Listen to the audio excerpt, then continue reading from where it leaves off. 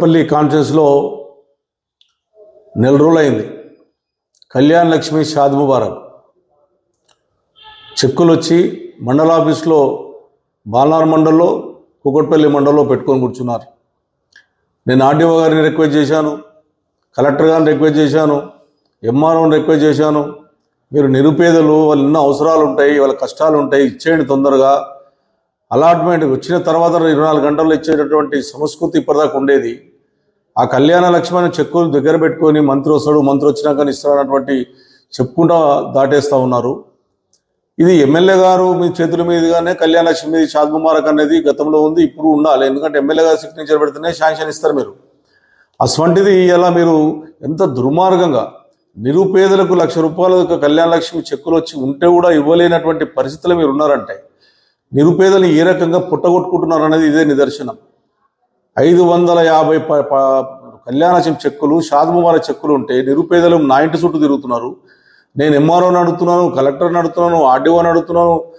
ఎంత చెప్పినా ఇవాళ రేపు మంత్రి గారు టైం ఇస్తలేడు, ఆ టైం ఇస్తలేడు.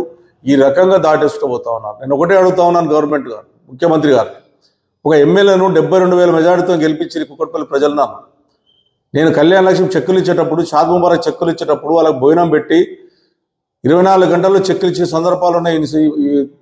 కళ్యాణ లక్ష్మి ఇచ్చిన నుంచి ముఖ్యమంత్రి గారు కేసీఆర్ గారు పెట్టినటువంటి స్కీమే నిరుపేదలకు అదొక మంచి అవకాశము, వాళ్ళ పెళ్లిలకు ఉపయోగపడుతుంది, అప్పులు చేస్తారని చెప్పి బాధపడుకుంటూ ఆ రోజు ₹1,00,000 కళ్యాణ లక్ష్మి చెక్కులు ఇవ్వమని చెప్తే మీరు ఇవ్వకుండా నెల రోజుల నుంచి కుక్కడపల్లి కాన్ఫరెన్స్లో ఆపడం అనేది దుర్మార్గమైన విషయం. రెండోది, మీరు ఇంకా తులం బంగారం ఇస్తామన్నారు.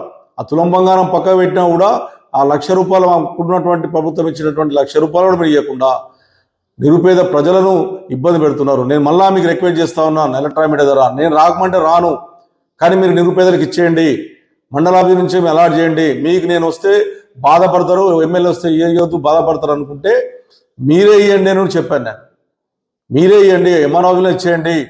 ఈ దుర్మార్గమైన రాజకీయాలకు బలి కావద్దు ప్రజలు. దుర్మార్గంగా ఆలోచన చేస్తున్నారు మీరు, ఇది మంచి పద్ధతి కాదు.